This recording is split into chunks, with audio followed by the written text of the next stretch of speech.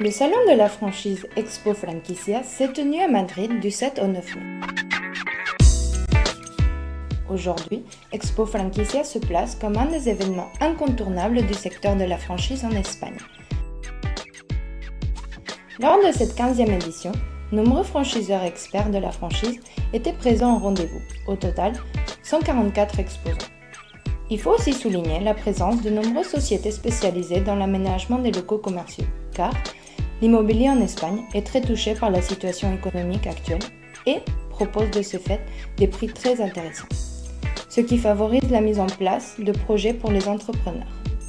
Cette année, plus de 10 400 visiteurs se sont rendus au salon pendant les 3 jours d'exposition, ce qui représente une légère diminution par rapport à l'année dernière, où environ 14 200 visiteurs s'y étaient rendus.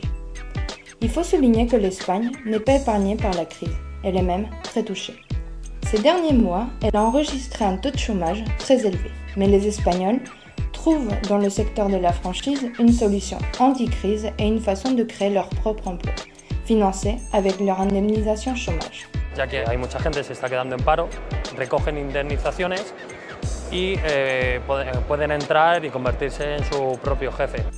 Lors de cet événement, l'équipe d'AC Franchise a constaté une forte présence de franchises espagnoles qui se développent dans le secteur de la beauté, de la restauration et des cadeaux. De plus, les franchises espagnoles utilisent de plus en plus de nouvelles technologies pour améliorer leurs concepts, par exemple des machines high-tech dans le secteur de la beauté. Par ailleurs, Expo Franquicia, c'est un salon qui se tourne de plus en plus vers l'international. Cette année, on a pu remarquer la présence de nombreux concepts français qui sont déjà implantés en Espagne ou qui commencent leur développement, tels que 1001 piles batteries, Yves Rocher, Ticketcom et Neticars.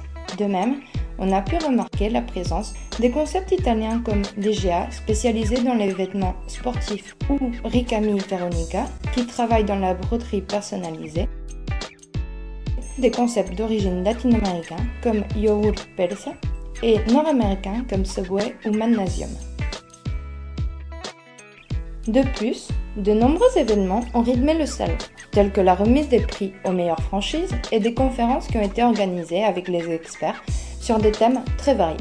Les experts ont partagé leur avis sur le marché espagnol et ils se sont interrogés sur le développement d'autres marchés tels que celui de l'Irlande.